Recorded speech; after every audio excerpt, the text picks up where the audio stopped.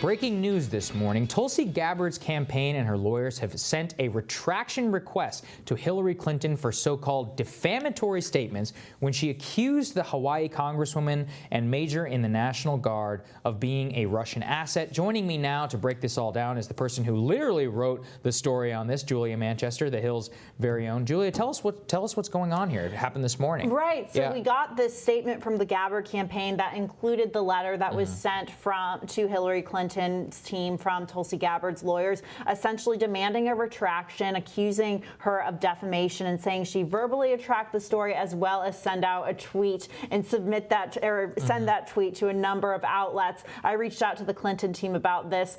They're not even commenting, not surprising on that. But what's interesting is this comes 3 weeks after Clinton originally made the comments on David Plouffe's podcast. So interesting how it's come back into the look, let's be honest, they're dragging it out because I actually saw this over the weekend. She got more media coverage than almost every other candidate, every other candidate who's not polling in the top 3. I think she might have even outdone Bernie Sanders in the amount of cable news coverage. So this has been a boon to her campaign. That being said, I mean, the accusation itself, it is interesting that the Clinton campaign is not responding whatsoever. They gleefully, well, not the campaign, the Clinton machine or whatever it is, responded initially saying, well, if the nesting doll fits, and then Nick Merrill, her spokesperson, had to walk back a lot of this. Overall, I mean, from a media perspective, this only seems to have helped her campaign and has really, I mean, kind of tarnished the reputation of Hillary Clinton. It's certainly given Tulsi Gabbard a lot more coverage, and that's something her campaign really needs, especially on that national platform. And remember,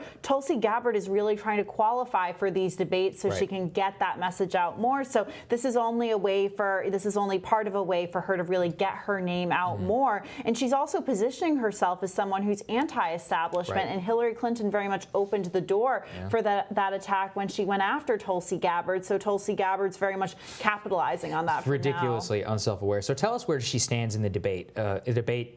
Qualifications writ large. Right. So I believe she's met some of the qualifications for the November debate. She's getting closer. I don't believe she is qualified yet for the December debates. You can check me on that. But I think she's very much trying to get through that final stretch end of the year, and then in January we have Iowa. So it's the final stretch. So what is the debate qualification in December? I know it's a lot higher. Just tell the viewers a little bit about that. It's a lot higher. The polling threshold is certainly you have to poll a lot higher. 5% around there. And then there's also in state polling as well, they're paying attention to that. And then the fundraising threshold is higher as well. So this is, like I said, this is very much the final stretch going into January, because we have Iowa in later January. Well, it should be noted, I mean, the Tulsi campaign, I think, also sued Google for suppressing some of its ads. What was it? They suppressed their ads after the first debate, despite the fact that she was the most Google candidate. She routinely, I think, in the first and the second debates, has garnered a lot of that social media attention.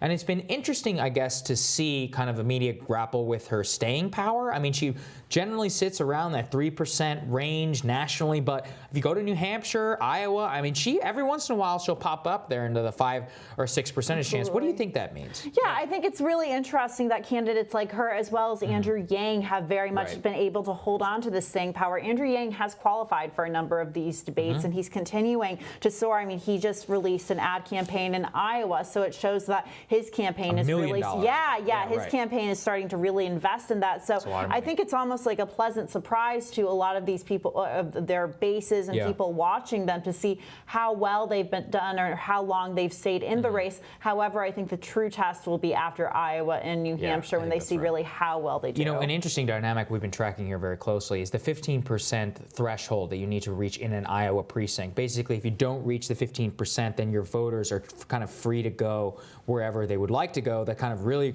starts consolidation up at the top. So one of the things I've been tracking very closely is these Tulsi and these Yang supporters. They're polling around the 3-4% number, and people initially come, they show their flag support for one of their candidates. If they don't hit that 15%, I think a lot of these people are going towards Bernie Sanders, and that's one of those things where it really could kind of put him over the top. And it's not really, I don't don't think that there's been much second choice analysis in a lot of the debate, and it's a very important dynamic to watch. Yeah, and you've seen some polling done kind of in and out of the campaign, showing that second choice analysis. Right. But no, I think it's very possible that a lot of these Bernie supporters could go to other candidates like Tulsi Gabbard or Andrew Yang. I don't know if it will be a large number of people or whether that will be split with Warren at all, but it's definitely something to watch out for. Absolutely. Julia, thank you so much for writing the story. Tracking this is very important, and we will have more Rising for you right after this.